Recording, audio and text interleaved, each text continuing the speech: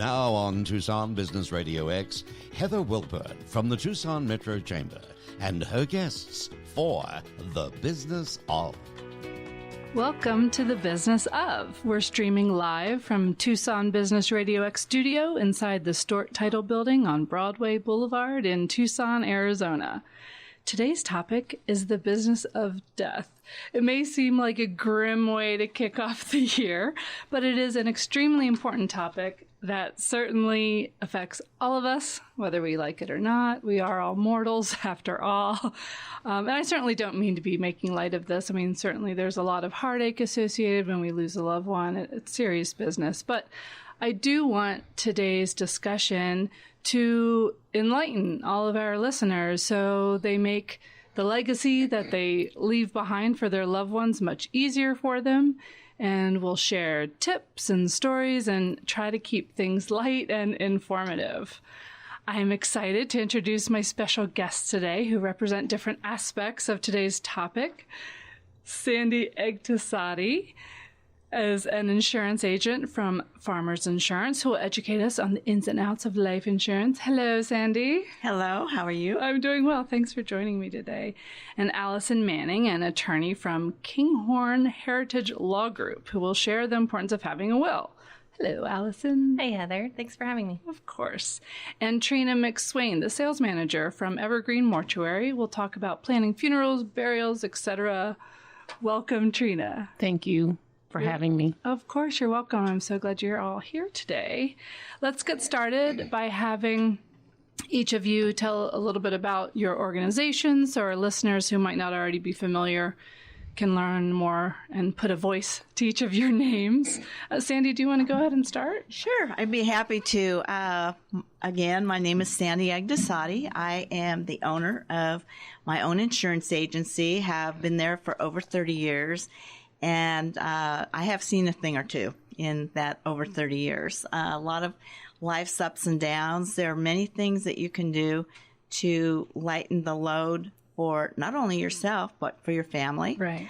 I love working with families, and I have a lot of third generation clients at this point. Wow. So yeah. It really is it is a very interesting business, a very important part of financial planning. I enjoy doing work on the base and helping our airmen and soldiers with financial issues. And now that I'm looking across the table, I see that the attorney here is actually, you wrote my my legal papers. Oh, so yeah, really? I just realized that you're with Kinghorn. We were just talking about the one or so two degrees. I'm really glad to meet you. But great. Anyway, I have over 6,000 clients and have really been enjoying what I do. Oh, that's fantastic, Sandy. So since you mentioned Allison, tell us a little bit about your organization. Sure. So I work at Kinghorn Heritage Law Group. I'm a law partner with Kevin Kinghorn. We are the attorneys in the office there. We have a full staff with knowledgeable paralegals and other staff that work together to provide peace of mind for our clients and reassure them that their goals in planning for estate plans will be achieved. When people think about estate plans, they often think that it's just if you have, so you have to have a lot of money or assets in many different states or real property. And what we try to educate the public on is that everybody has a right to have their decisions honored the way they want them to. And that it's very important that they put the right people in place to make decisions for themselves, for medical and for their financial needs. And so part of our practice is getting out and educating the public and educating our clients and their family members on the proper estate planning and making sure that their needs are met. We also work with clients if they need guardianships or conservatorships. We hope to be able to avoid those, but sometimes it's not avoidable, and people come to us and we need to help with that. And we assist clients when they need Altex, which is Medicaid in Arizona to pay for long-term care, and also some veteran benefits to pay for long-term care as well. So estate planning is a broad range and very necessary to help Southern Arizona. I began practicing law in 2000. Okay. After I graduated, I did have to come back home. I started my practice in Dallas, and I returned back home. I'm a native Tucsonan, and I just love Tucson. As we were talking prior to the show, that everyone somehow is connected to each other one way or another, and it's just proven that today as we sit around here, and I look and realize that I have connections with other ladies here. So I appreciate being here and helping get some important information out to people so that they know what they need to have and alleviate some uncertainties, or at least have a beginning point. And that's what's great about starting this in the new year, is looking and saying, okay, it's a new year. This is one of those things I need to get done this year. Or if I have a plan, review it. If you haven't reviewed it, at least every 3 years, it's important to take the plans out of the closet, dust them off, and make sure that they still meet your needs. Exactly. And Trina, why don't you go ahead and introduce yourself a bit? So I am with Evergreen, Mortuary, Crematory, and Cemetery. So we're kind of like the second step after the estate planning. It's like that next plan that it's the plan that nobody wants to talk about, but everybody really needs to talk about it. The nice thing with Evergreen is that we are full service. So we're a mortuary, a crematory, and a cemetery. The cemetery's actually been there since 1907. Wow. Yeah, it started out as the city cemetery. Right. So we are the oldest cemetery in Tucson. We're a little over 90 acres.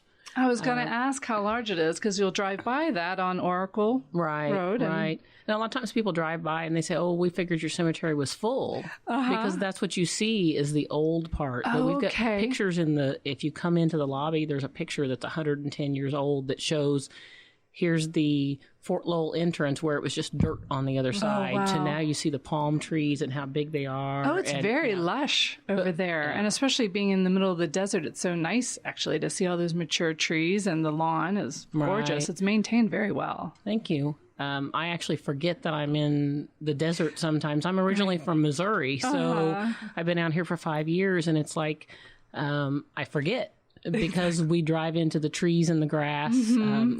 We have more species of trees than anywhere in Arizona, and which also makes we are on the National Register of Bird Watchers. Really? So we'll have people in the cemetery and we think they're lost and they're trying to find something. We'll just stop and say, are you looking to find a loved one? No, we're just watching for the birds. And that's okay to do?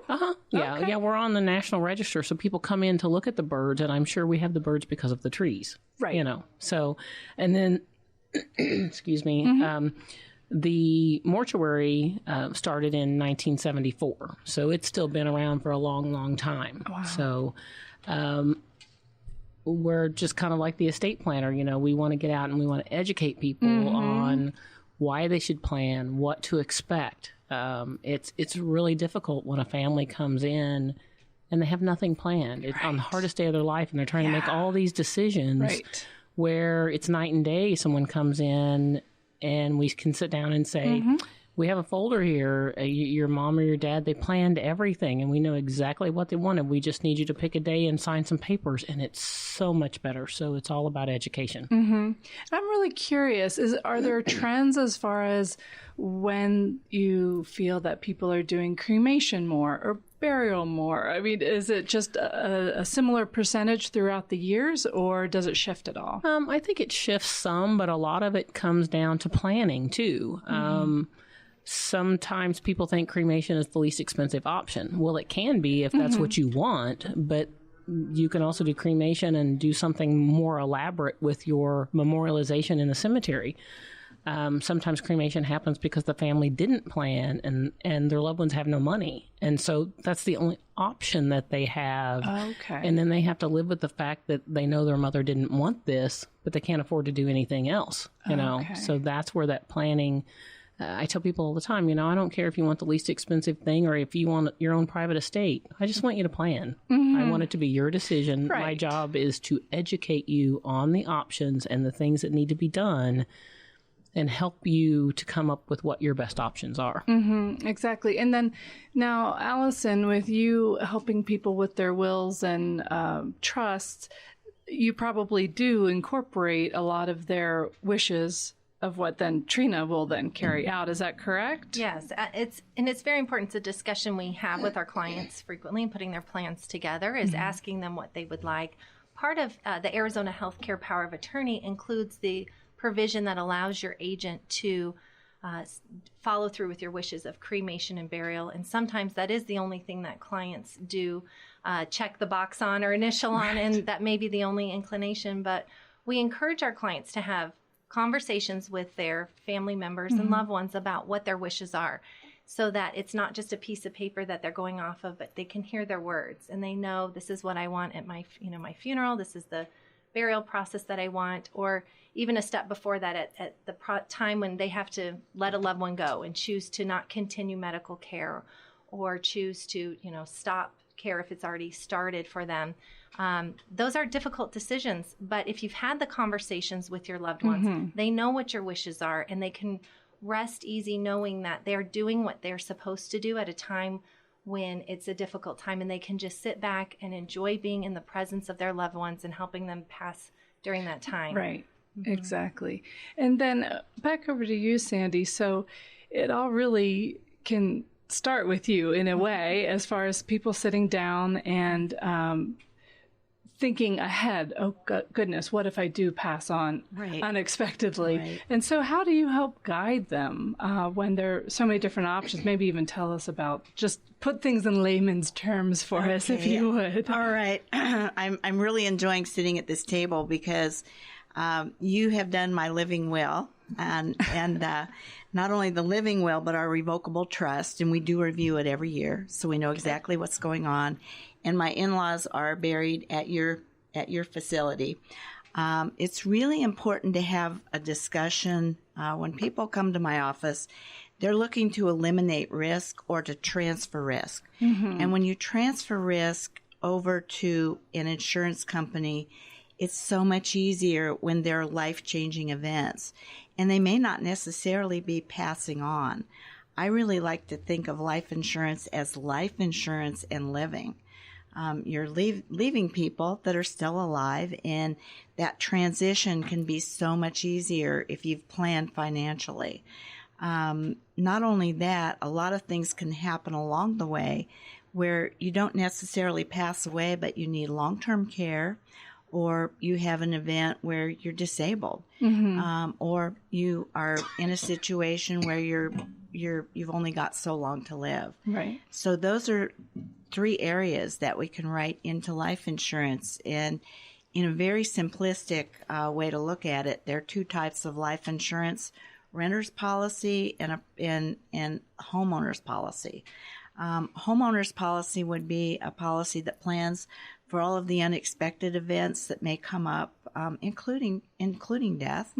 And untimely death can happen, but it's so much easier when you do have some financial backing. It's never easy, but to not have the financial issue, as you so well put, to have everything squared away in advance, it really does make a difference, Erica.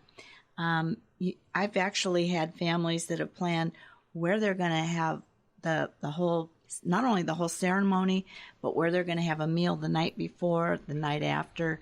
Then on the flip side, you have that would be thinking about a renter's policy, or when you pass away, we actually pay a lump sum of money. If you live too long, what if you live too long? That happens as well. And you can get a cash value to your life insurance that will take care of you almost indefinitely if you fund it properly. And having a securities license, I'm able to do that. So you can go from a simple term policy to funding a life insurance policy where you can take money out tax-free forever. And so those are the basic policies. The real twist right now is people are having issues with long-term care. Not many companies write long-term care anymore. Unless you took a policy out quite a while ago, you're going to have a hard time finding a competitive policy. So when you tie that in as an endorsement onto life insurance, then you don't have to worry about that. Right. And now, how much of a difference does it make, say, when you make all your arrangements when you're younger and healthy versus when you know that you have a terminal illness and then you? That's a really good question. You can get a permanent policy even when you're not healthy, but you're going to get a lot less life insurance. Right. However, you can overfund that life insurance, put a lot of cash into it so that you still have the option of getting the tax-free benefit from the cash. Okay. And not only that, all of those benefits pass tax-free to your beneficiaries. And I can get into a little bit of that, as important as beneficiaries are.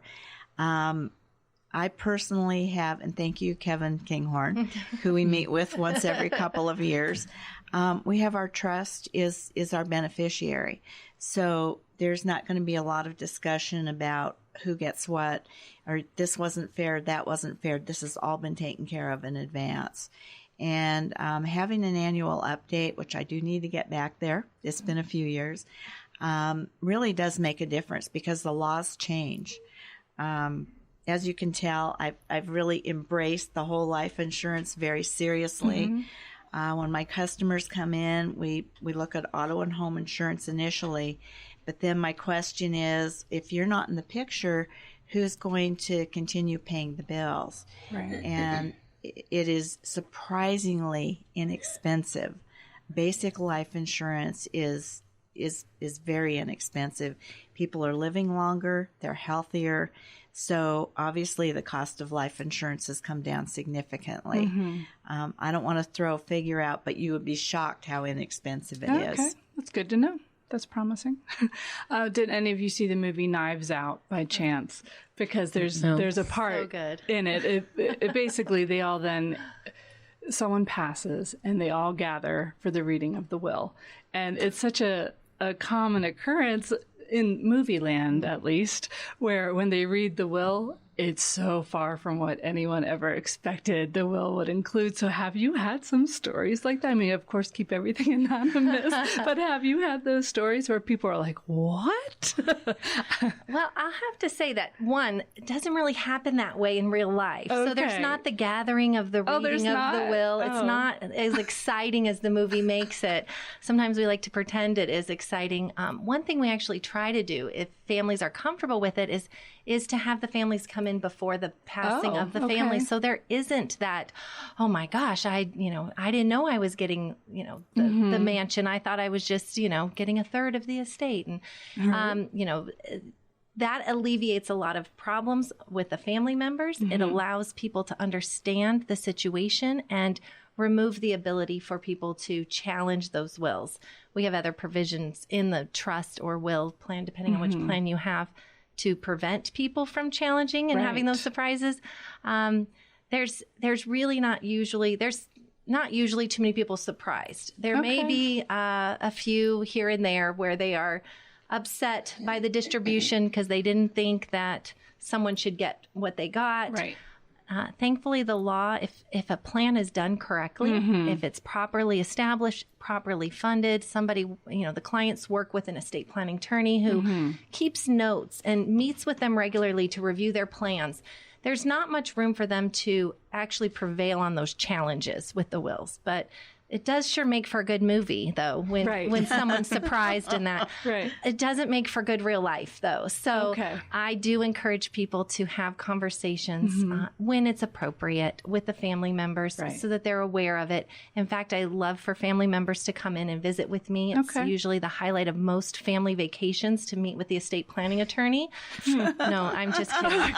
But I do say come in and meet with us and talk with us on a regular basis and let the kids know to give us a call because we know what the documents say, what they mean, and then we're able to explain it to the children. And I encourage, if there is going to be an issue or they know someone's going to be upset and they're not comfortable talking to them during their lifetime, maybe writing them a note and explaining the reason why it's done that way so that it can alleviate. But ultimately, as long as the documents are done correctly, there's not much room for holes to open those doors for challenging. Okay. Yeah, I know Tom Petty and his daughters and his second wife had a battle they ended up working out. But, they should have had that conversation beforehand, right?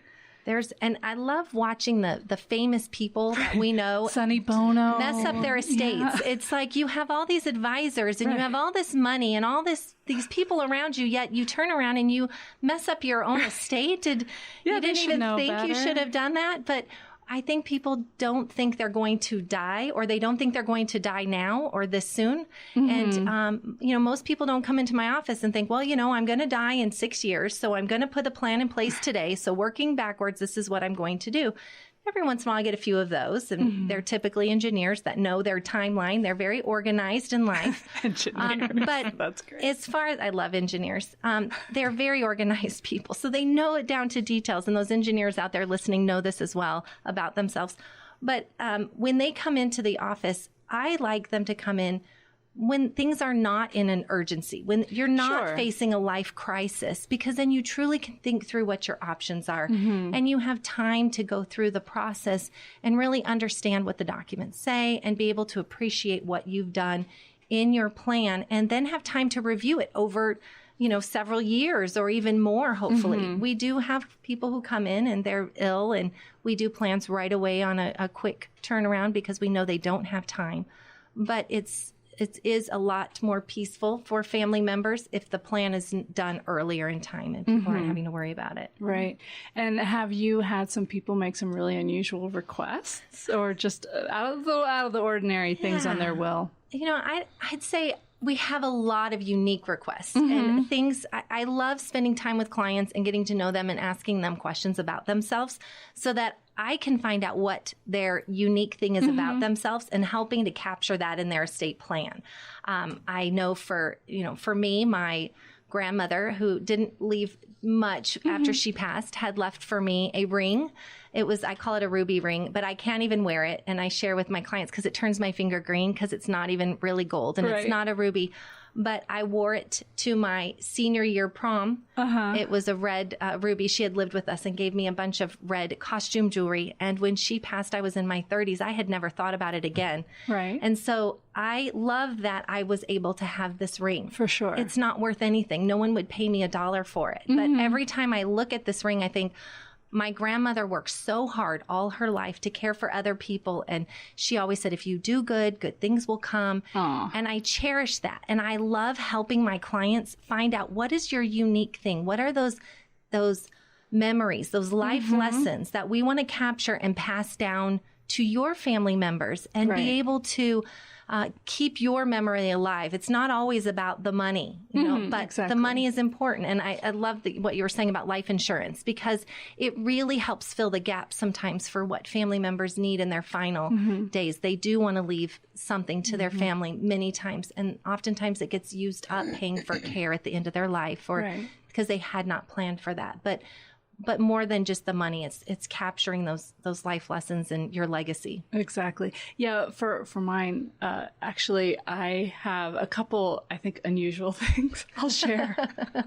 So one of them, how sometimes in a movie there'll be the traffic cop who's standing on a little platform in the middle of a busy intersection, and he's kind of directing people the way he's gesturing. So I'm hoping that, I'll be like in my 90s, but I'm hoping that there's a big enough turnout that we need a dancing traffic cop to guide people in. So that's actually written in my will. So I don't know who is going to have that that's awesome. Chore. In your will, you have it saying you want a dancing traffic cop. Fantastic. And then I want my ashes divided into about 10 baggies or however many baggies are needed. And I have a list of some specific, some not so specific places where I'd like them scattered. Just, the floating dock on the Severn River where I grew up. And then I'd like some scattered off of Pretty Hike in Silverton, Colorado. And I'd like, so people are going to look at, they're going to be like, damn, why did she die? Now we have to do all these crazy things. But I thought it would be, make them feel a little lighter and happier, because it's so bizarre that that's a really good idea. I'm going to pick up on some of that. Because instead of just being like, oh no, she's gone, be like, okay, now we need to freaking climb a mountain to scatter her ashes. So I just think, so that's in my will. You could like add a scavenger hunt and like a map with it too. Yeah, hopefully it's not too late. Yeah. Never too late. You're still alive. Exactly. And now tell me more about the cremation part of things, because it is illegal to scatter ashes, correct? It depends on where you are. Okay. I mean, the thing I'd like to say is it's so interesting how much we all have so many things in common, and we say the same things to people. Like with insurance, people are always asking, I'm like, I look at it that life insurance is for the living. Honestly, if you've got a couple that have two incomes and one of them passes away, an income goes away, but not any of the bills. Right. So it's there to help with that. Mm-hmm. And then, you're talking about documenting what they want. So it's a legacy to their family. Well, that's the same thing when it comes to the cemetery side of things. Mm-hmm. It's a legacy. It's that memorialization.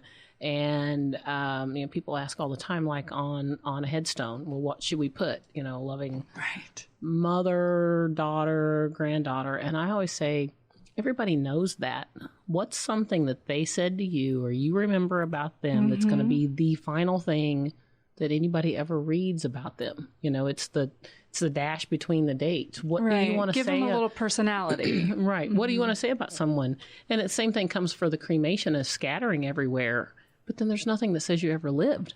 There's no place for future generations to come back and say, this was my grandma or this was my mom. Now, can you do both? You certainly can do both. We do that all the time. People will take... Because I like that idea where you have a place to visit. Right. But then... Right. And we hear all the time, well, nobody ever comes to the cemetery. Oh, they do all the time. We have people come and they actually picnic. They'll come and bring a blanket and lay out there. I've had families I've worked with that come and put a little pop-up tent out and they do lunch on their mother's birthday or something. And they come out and visit. So it's a place to come, So, that's really nice. But with cremation, I mean, there's a lot of things to it. It depends on where you are, which state. They all have different rules. Okay. People say, I want to be scattered in the ocean. Well, I believe, you have to be like a mile out or something. You have to get permits. Really? There's a lot of things to it. In Arizona, it's illegal to scatter, but there's a lot of places it's not. If it's your own private property, but you can't you can't just come and scatter in the cemetery, though we have a scatter garden area that can be set up. State parks, you're not allowed to scatter, Does that mean that sometimes people do? Mm-hmm. But it's not legal, Mm-hmm. So, our big thing is just to talk to people about, having a place to come. Right. One particular person I remember, she grew up on Fort Lowell Road. She'd lived there all her life, but she wanted her ashes scattered in the Colorado mountains. Mm-hmm. So they actually purchased a plot because Fort Lowell comes right into the cemetery. So they purchased a plot really close to Fort Lowell and they put a memorialization there, but her ashes are scattered in the Colorado mountains. So that's called a cenotaph. The cenotaph says, here's information about this person, but this person is not here. So we do that for people too. That's interesting. Yeah. Yeah, I'm remembering, this is back in my 20s, but a friend of mine from upstate New York had an uncle who passed away young, but in his will, it said that he wanted his ashes scattered somewhere where it was always warm, because I don't recall why he stayed in upstate New York, but for some reason he needed to stay. So he was always cold and he hated it. And so we did a little road trip and drove out to the sand dunes in Yuma, where it's hot all the time. All the time, right. And on the way, we wrote a poem dedicated to him, and we went out and read the poem out loud and then scattered the ashes. And that was really interesting to see too, because that was my first experience with a cremated body, how there's some chunks and it's interesting to see. Here's a misnomer about that. Okay. It's not ashes, it's bone fragment. That's the only thing that's left, and the bone fragment is crushed. Oh, okay. So it's not, you see a movie and it just floats away. No, it doesn't. Like in The Big Lebowski. Yeah. So with cremation, I mean, funeral and cremation is regulated by the Funeral Directors and Embalmers Board of Arizona. So there's actually a consumer guide that anytime someone comes in and wants to talk about it, that's the first thing we give them.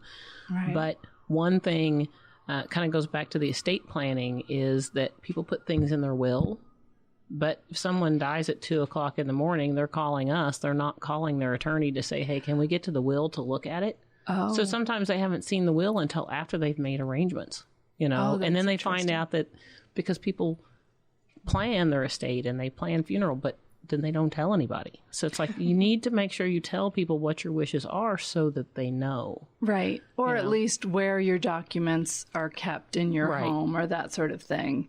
Right. Yeah. Well, and that's why, so another thing and why we encourage people to plan ahead is, especially with cremation, if you plan ahead, if you prepay, sign your own cremation authorization, we do not have to get someone else's permission. Oh. But to give you a scenario, if you just put in your will that you want to be cremated, and you've got 5 kids and they're your next of kin, and one of them or 2 of them do not believe in cremation, we can't cremate you, even if that's what you said you wanted, because you didn't pre-fund it. It has to be signed by next of kin. So if you've signed it yourself and pre-funded, you're good to go. That's so interesting. Yeah, That's the first I've ever heard that. Well, we've had situations where a couple that weren't married, but they've been together for 30 years Sure. and they know what each other wants. And then one passes away and they say, well, this is what they want. Well, you're not their legal next of kin. So we have to reach out, and maybe they're estranged from their children and they're in another state. So we have to put a public notice in the paper for 15 days and wait for someone to come forward before we can carry out the wish that they know their loved one wanted. So there's a lot of reasons to plan ahead.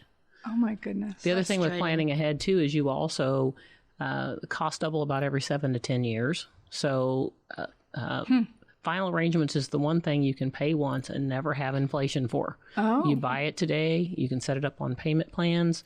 When it's paid off, you're done. And you, the youngest person I ever planned with was 26. Her mom was the youngest of 4, 51, and had a heart attack. And if it hadn't been for the older brothers that had the money and could help them out, you know, when the estate was settled, she walked in the door one day. And this was in a little town in mid-Missouri back when I got into this industry about 9 years ago.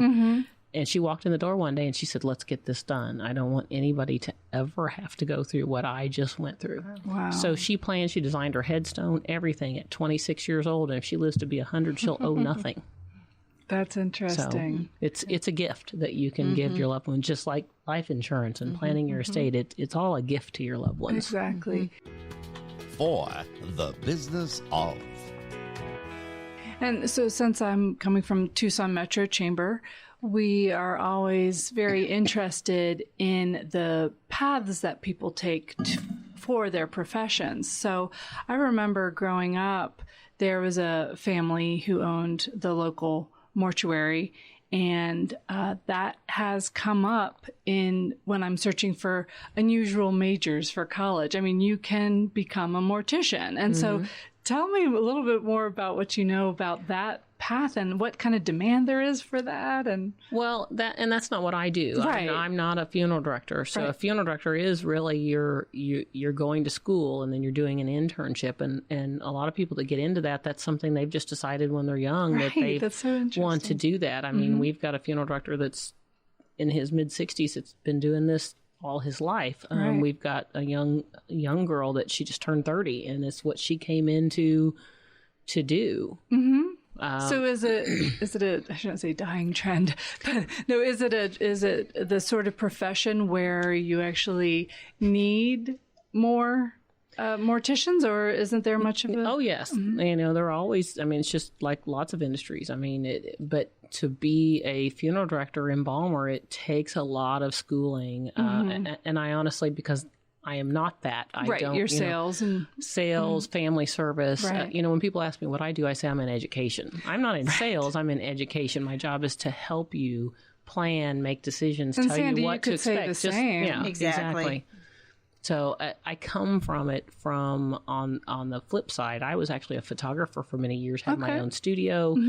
My father was 59. He went to the doctor for a stress test and died in the doctor's Oh office goodness! in 99. So I wasn't in this industry. I didn't have a clue. I'm in a town of 20,000 people. I know everybody. Right. You know, but it's who, where, what, when, how. My brother was 18 years old. My sister, I was 31. She was 32. I tell this story all the time because Right. I've been on that side. Right. But then we knew nothing about what he wanted. mom and dad were divorced. She was married to someone else. She couldn't help us. But then once we got done with that, then here came the estate. It went into probate. I was the one that lived in town. I had to deal with that. It took a year, you know. So I've been on that whole side of things. My mom came to me that following Christmas and said, you guys aren't going to like my Christmas present to you, but I made all my arrangements. And we're like, that is the best present that you could ever give us. That's a good point. And Allison, when you went to law school, did you have an idea that this was the specialty you'd want, or how did you come along to this? I probably came about it a little different way. I knew I always wanted to help people, but I happened to go into a different area of the law, which was financial lending. Okay. Worked totally different type of area. I was in Dallas, doing kind of the big city with a big law firm, and not really enjoying what I was doing. I didn't have the connections that I love to make with people. I love sitting around the table, talking to people, finding out what their needs are, and helping to plan to avoid problems. So I had, when I started my family, I started looking for alternatives for work. So I had a little more flexibility in my hours, and began helping friends and family with their estate plan. And that's how I came into that. When I began practicing in Arizona, I did mostly estate planning. I did some other work that would come in. I was a sole practitioner, and so you kind of take whatever comes your way. Right. And I just realized, working with one family in particular, where I helped them establish a trust, and then when the mother had passed, then worked with them through the administration after. Saw that it's such a honor to be with them during this time, to help them plan, and then help their plan come through and work with clients and then their family. So generationally, it's very fulfilling to be able to help clients, and it's a way that I feel I'm serving people in the community, and being able to do it as a profession. I feel it's an honor. It's the area of law that I think is probably one of the best areas. I am a little partial to it, but I've done a lot of different areas, and this is definitely my passion. I've been doing this now, only estate planning now, for almost 5 years, and just absolutely love estate planning because of the ability to accomplish goals and give the peace of mind. And while there is some crazy stuff that happens every once in a while, most of the time, it's exactly what the clients want to have happen. And, you know, clients leave me, they give me hugs at the end of our meetings, and That's a good feeling. Fighting and being, yelling at each other as we're walking out of the office, that some other areas of the law are. But I always knew that I was going to be a lawyer, even when I was in high school. You did? Wow. And knew as I went through college I was going to be a lawyer. My grandfather was a lawyer, and it was one of those things. But I thought I was going to be in litigation. And I have found that is my passion, is to work in estate planning, help avoid those problems as they come. That. Every once in a while I have to go to court, and I'm good with that as well, but I prefer to try to avoid court if we can. Right, of course. And Sandy, so you've been in sales for so long now that, did you start when you were 2 years old? Thanks a lot. Actually, you're going to laugh. I started in law school, and I really respect lawyers because it is very hard. And I realized that it really wasn't for me. I went to work for lawyers who actually wrote the insurance laws, and specifically workers' comp. And I really enjoy working with people and helping people.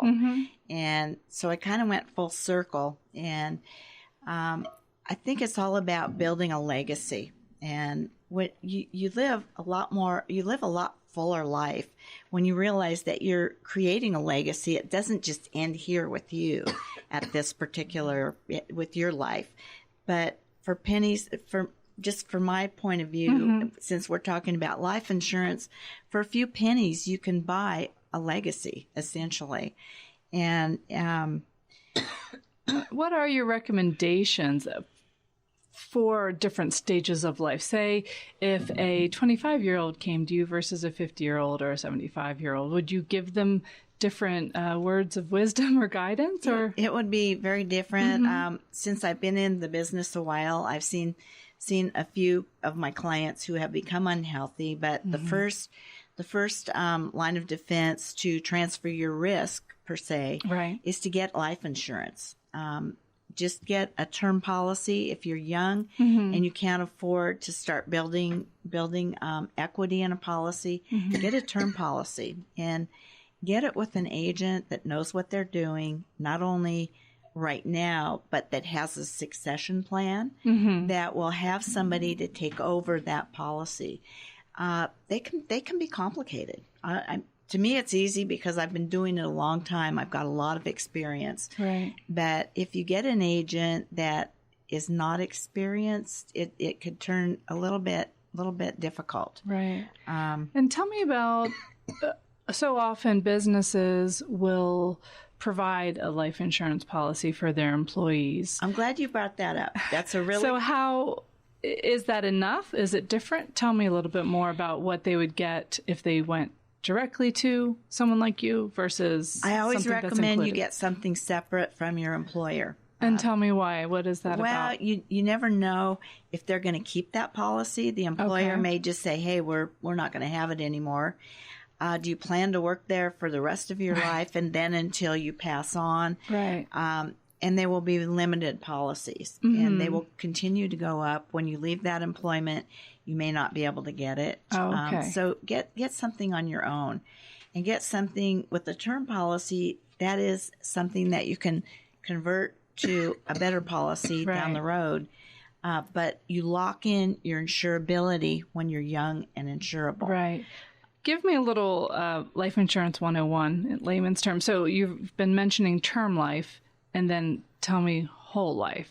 So so one is one's permanent and one's temporary. Okay. Temporary is for a specific period of time, 10 years, 20 years, 30 years. You pay the same amount of money with most companies for that period of time. And at the end of that period, the life insurance is gone.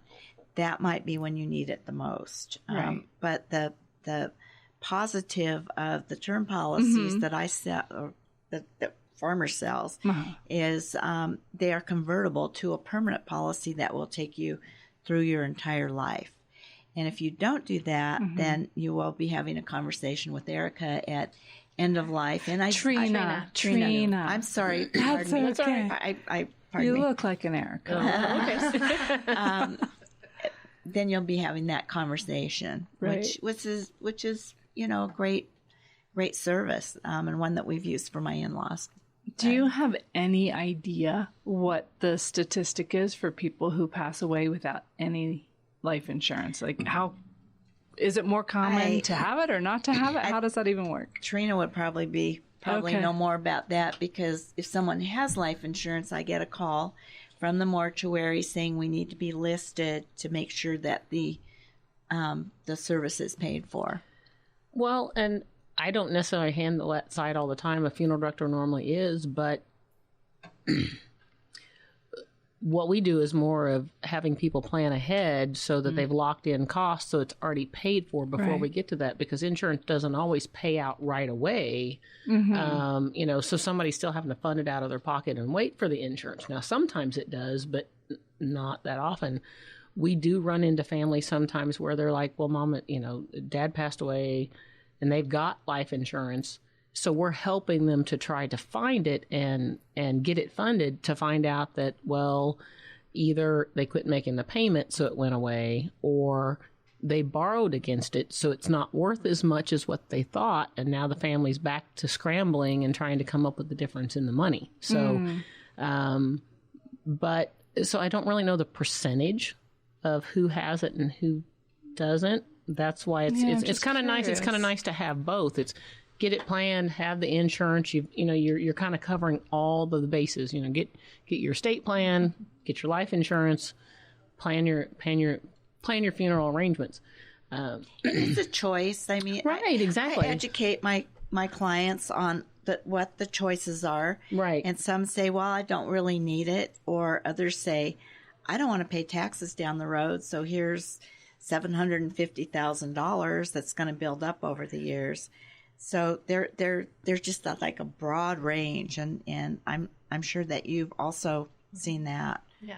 Where and it fits for different reasons too. So like you were talking about, not just death planning. Exactly. I work with some young families, and estate planning is similar, where it's not just one type of plan that fits for everybody. There's all different types of planning that is necessary at different points in your life. But young families that have children who have the concern if they are going to, pass away and then the income's gone and their kids won't have money to live off of. And so insurance is a great tool. And then, as you mentioned, we recommend it go into the trust that then can go down to the children in a protected trust where someone else is managing the funds instead of a minor child being a beneficiary of an insurance policy. So they get, a $500,000 or $1 million policy, but they're 16 years old. Right. So it's better to have it go into a trust. And so it does definitely work together when you're looking at doing the funding of using insurance for that purpose. Right. Or when I meet with business people, you had mentioned business succession for your own insurance purposes. But business owners in general, oftentimes they use insurance to plan a way to buy out or secure a note. Or if something happened, you can use insurance for different purposes. And we assist them in that process when they're establishing their business succession planning. Okay. And I saw on your website that you have estate planning seminars that you hold. So tell us about that. Sure. So once a month, we do estate planning seminars. We do about 4 to 5 seminars that are public seminars a month.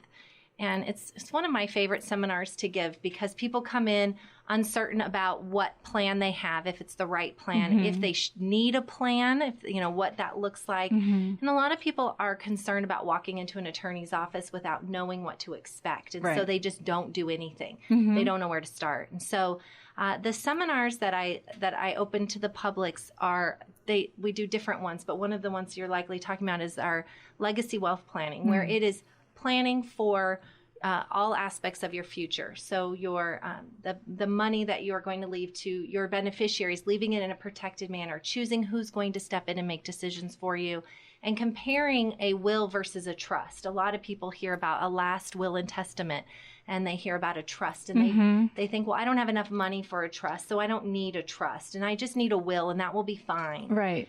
So we walk through the process in comparing what's a will. A will is simply an instruction sheet to a judge saying, this is where I want my assets to go, and this is the person that I've designated to make those decisions for me. And it is designed to send your family through the probate process in order to pass your assets. And a will only works when someone passes away.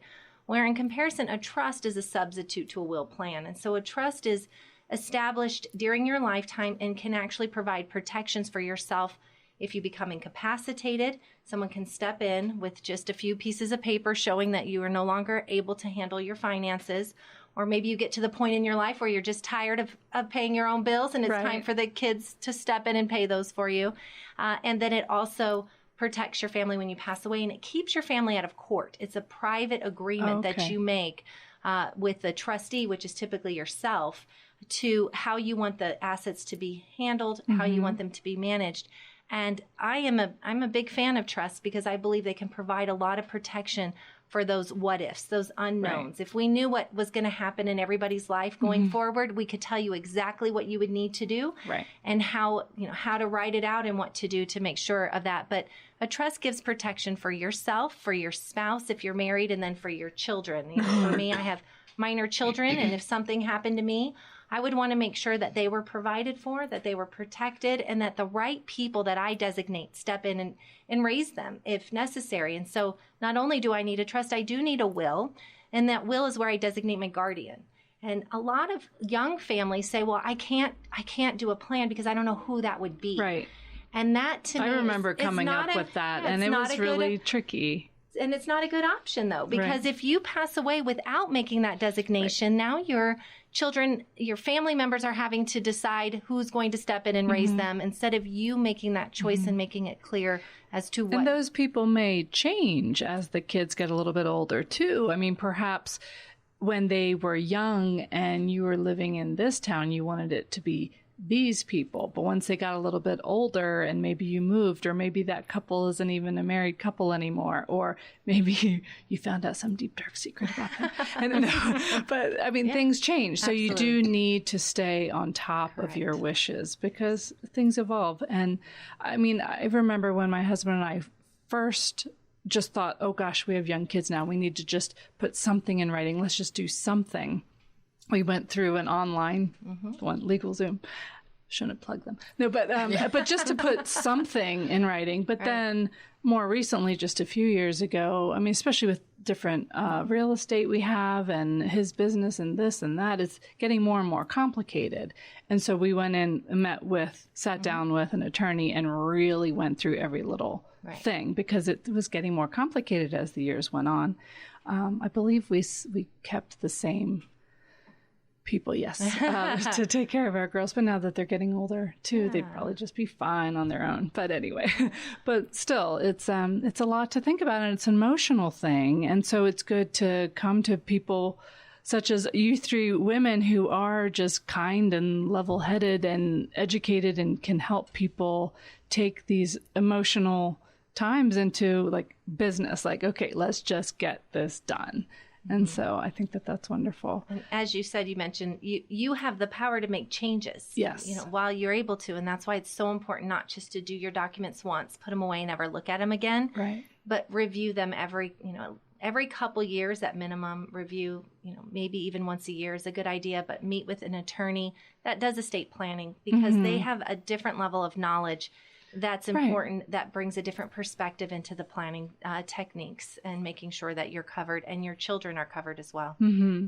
Trina, I saw something that you all do that I found interesting. It was the homeless memorial. Tell us a little bit about that. Well, the homeless memorial is actually the county. Okay. So it's kind of interesting. So you have Evergreen and then the access through Evergreen to get back to the county section of the cemetery.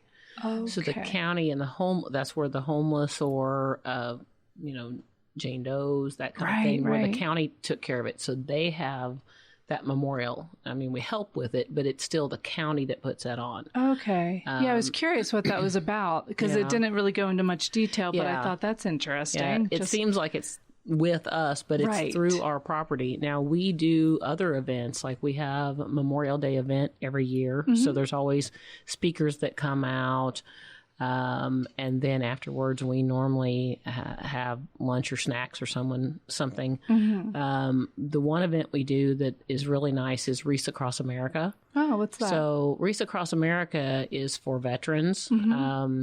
So there's a ceremony that happens. People can pay for wreaths for specific people, or there's different organizations that give money to Wreaths Across America. We give money to Wreaths Across America for these wreaths. And so I don't remember the day, but it's like maybe it's the first or the second Saturday in December. And we do the event, and then volunteers come out and they go out and they put wreaths on all the veterans' graves. And so then it's just beautiful in the cemetery. And that's every Memorial Day. Well, Wreaths Across America is in December, so it's like Christmas wreaths out on the graves. But then Memorial Day, and with Memorial Day, it's usually VFW, Boy Scouts. There's also volunteers that they'll come out Saturday morning, and they just walk the cemetery, and any place they see a veteran's marker, they place a flag. Oh, okay. And then on Memorial Day that morning, we do a memorial service for the veterans. Now, Sandy, since you've been in this business for quite a while, do you get your business mostly from word of mouth, or how do you market yourself and get new business? That sort of thing? We largely referral. Okay. Largely referral at this point. I'm actively involved in the community outreach in a number of areas. We reach out to our existing clients, and like I said, we're on the third generation now. Right. And people like us. They know us. We're centrally located, easy to find. Well-known name. Basically, yeah. Right. Yeah. We take care of our customers, so they take care of us, and we in turn take care of the community. And then what about with Kinghorn Heritage Law Group? How do you? So I'd say similar. We have a lot of referrals from current clients and from other trusted advisors in the community will refer to us. Additionally, through the seminars, we offer an opportunity for anyone to come and make an appointment with us if they would like to have a consultation afterwards. And if they attend our seminar, then we won't charge them for a consultation. Right. And since Evergreen has been around for so long, you people probably just come to you, right? Well, how does that work? I think it's kind of the same with all the, it's still referrals. People want to know who they can trust. And so they ask their friends, have you used anyone? Right. And, we get out in the community also. If we've met with a family that's lost a loved one, we try to follow back up with them and help them the best we can. Okay. So I feel like we've covered a fair amount of ground today, right? Mm-hmm. Yes. I've learned a lot. Good. And I just love how everyone's connected. I love that. So I hope all of our listeners have enjoyed this episode of The Business Of. And all of us hope the information shared today helps guide you to getting all of your ducks in a row. And above all, we want to encourage you to live your life to the fullest and find moments of joy in each and every day. So when the time comes where it does, the lights go out, at least you've lived a good life. Thanks again to my special guests, Sandy and Allison and Trina, and we'll upload a photo from the Business of Death to the Tucson Metro Chamber website and on the Tucson Business Radio X website, so you can put a face to all of our names and read everyone's bios and get our contact information so you can reach out if you have any more information. Please follow Tucson Metro Chamber on all of our social media channels and check out TucsonChamber.org for upcoming events or membership information. I'm Heather Wolpern, Director of Communications at Tucson Metro Chamber. I look forward to sharing more about how the Tucson Metro Chamber helps Tucson businesses thrive when I host the next Business Of on Tuesday, February 4th. We'll talk about the business of skin. Stay tuned. The Business Of, an informative podcast with Heather Wilburn from the Tucson Metro Chamber, can be heard here continuously on TucsonBusinessRadioX.com.